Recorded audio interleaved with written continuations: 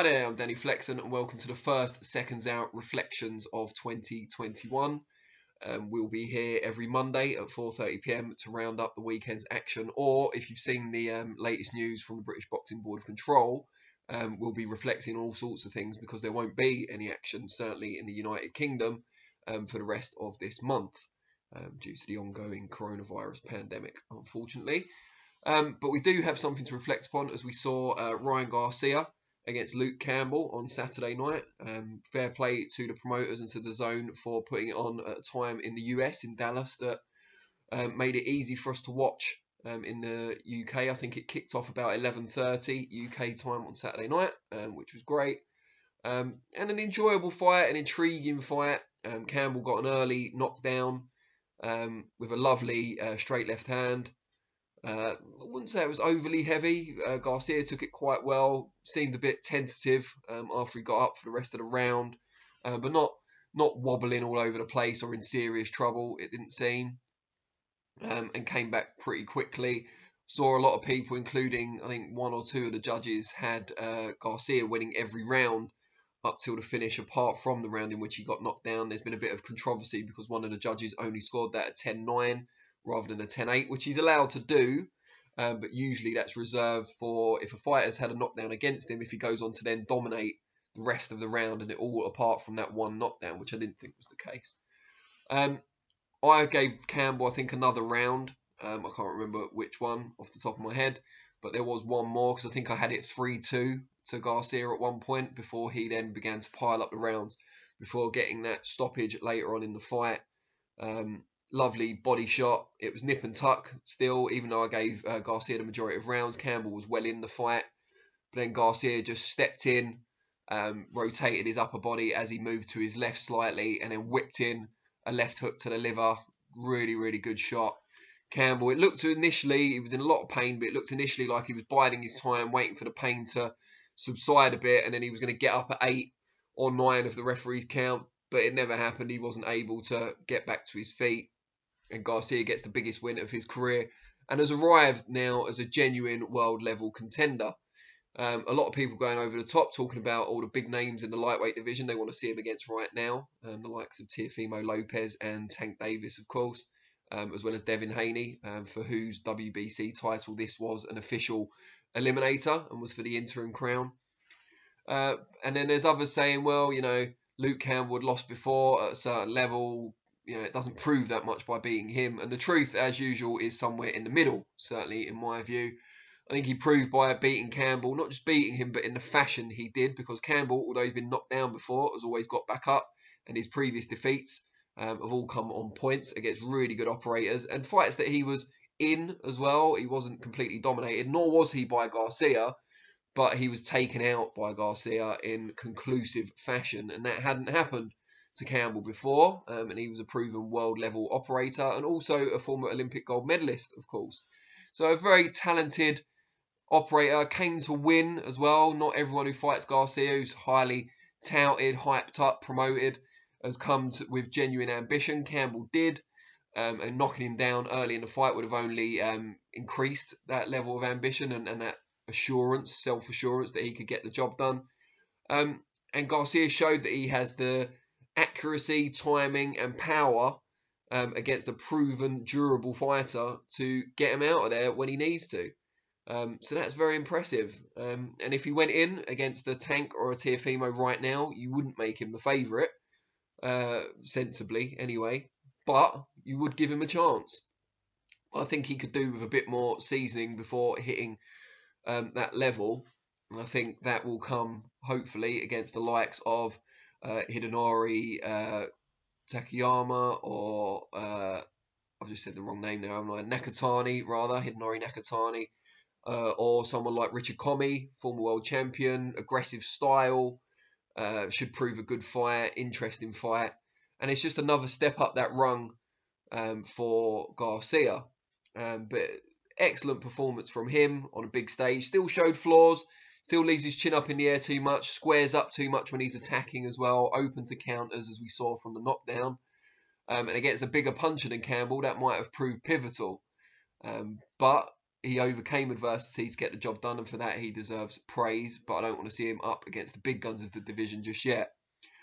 What bothered me a lot more than Campbell losing, because I've got a lot of time for Campbell, is this narrative that sprung up in the aftermath of the Garcia victory that somehow British or UK coaches are inferior to their American counterparts, and that this was proof of it.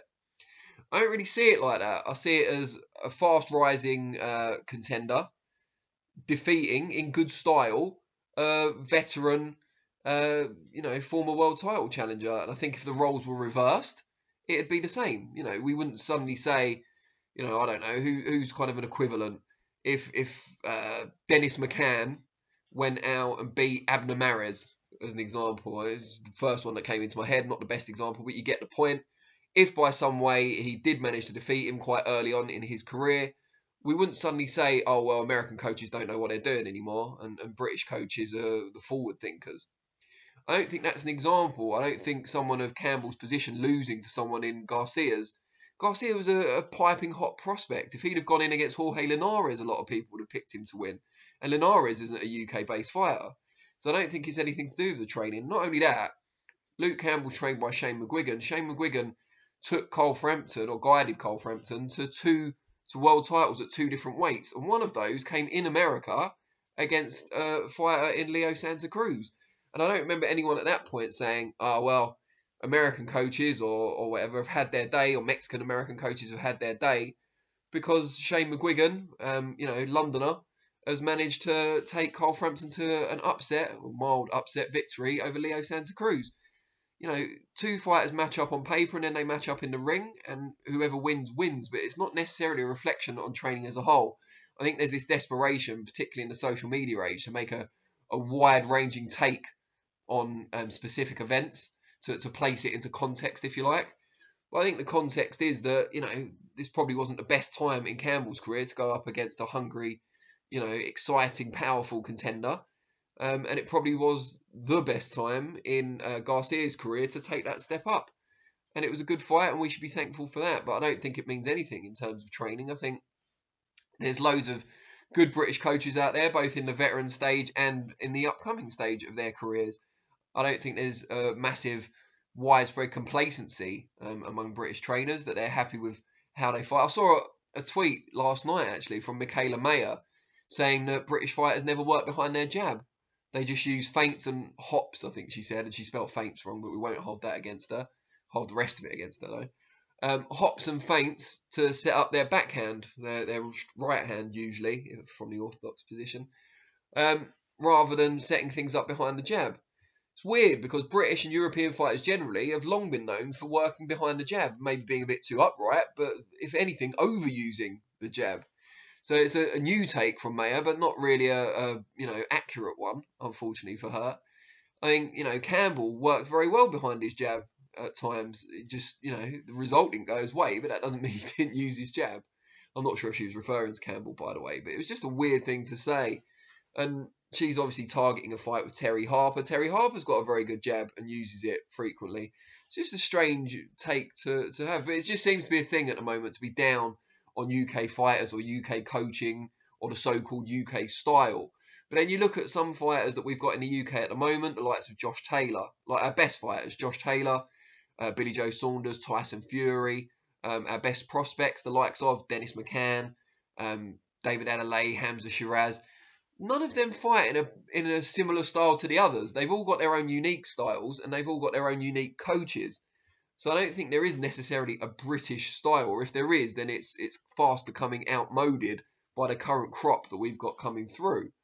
So yeah, this whole thing that suddenly British coaches don't know what they're doing, it's just ridiculous. Shane McGuigan's taken several fighters to world titles. So has Adam Booth. So has Dominic Ingle. I could reel them all off, and I just don't want to miss people out and offend anyone. Mark Tibbs, he's been very successful in recent times. There's loads. We interview a lot of them on a regular basis. That doesn't make me biased, by the way. I interview plenty of American coaches as well. Sugar Hill Stewart, Robert Garcia, Freddie Roach, and a load more. All very good too. And then, Japan, Mexico, we could go on and on. But there's lots and lots of great coaches around the world, all with different styles. But it doesn't suddenly mean because one British veteran lost to one American rising contender that the whole coaching concept of the UK has gone out the window. But we won't get to prove that 100% until the next time we send someone out. I think home advantage is incredibly important as well, with or without a crowd. I think that matters. I think the scorecards we saw for Garcia Campbell kind of shore that up as well. That if it would have gone, the distance, would Campbell, even if he'd got back into the fight, would he have had a fair shake on the cards? We don't know. But I think one of the many reasons why British fighters aren't as successful abroad as perhaps other fighters are, one is that we go abroad perhaps more often than a lot of other fighters. You see a lot more British fighters chancing their arm in America, or forced to chance their arm in America, than you see top Americans coming to the UK. So the stats are kind of skewed by that anyway. But also just the fact that it can be harder sometimes to get a decision. And not only that, we have a lot of boxers or counterpunchers who haven't been successful in the US. And it is true, maybe less true than it used to be, but it is true that the US judges tend to reward aggression to a greater degree than the British judges.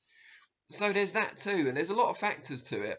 But I think next time we see a top British fighter go out and fight an American in the US, maybe we'll see a different story, and then a whole another issue will come up. Just like when the US didn't qualify many amateurs for the Olympics for a number of years, and we started to hear about the decline of the US amateur crop. That didn't last for too long. These things tend to come in cycles, and like I say, it's down to people trying to grasp a narrative out of a specific event, which isn't always necessary or sensible. But that's my take on it. What I'd like to know from you guys is, who do you want to see Ryan Garcia fight next? Not so much, if you want to see him get beat, but who do you want to see him fight that will aid his development and get him to where he needs to be? Let us know who you pick and why. And I'll be back next week for the next Reflections, Monday 4:30, where I will find something new to reflect upon, I'm sure. And I'll be here Thursday also at 4:30 PM for FLEXpectations. Not sure what I'll be looking ahead to at the moment, but again, I will always find something. I've done it before during plenty of lockdowns in the UK, so I'm sure I will be up to the task once again. Appreciate your time, as always, and I will see you all soon. Cheers.